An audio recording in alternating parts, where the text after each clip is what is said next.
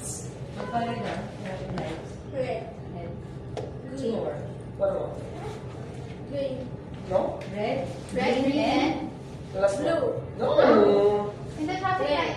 No, yeah. There is Green. red. Green. The last one? Halika sa akin dyan. No. Yellow. Alright. If you can see, we have 4 eyes here inside the room. If all eyes turn green, you need to go press the blue target. Same in the traffic lights. It's green, right? You need to go. But here, you need to go press the blue target. Friendly reminder, don't press it hard. Just friendly tap or soft tap only, okay?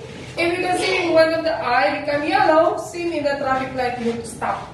You need to stop to press the blue target because it's turned red eye. Okay, red eye is sharp. If the red eye is here, you need to hide here at the back of the wall. If the red eye is here, you need to hide here at the back of the wall. Why you need to hide from the red eye? You need to hide from the red eye. Of course, you have 5 life in the screen. If the red eye will see you, one of your life will lost until you go.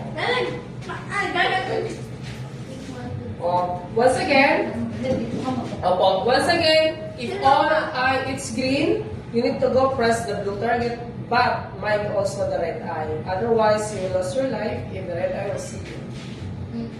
Right? Anything you ask for? The goal is the goal of the game is to press all the buttons. Yes, but mind also the red eye. Otherwise, you will lose your life. 5 life of over. Yes, actually, that is a 10 life. Kasi, Sa isa po yan, sa isa po yan. Yes. So, dala po. Thank you. Enjoy and good luck.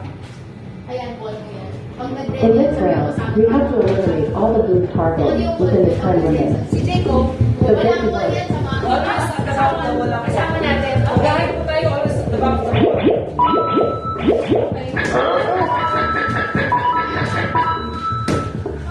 Ay! Pag nag-red yung kakano sabihin nyo ha.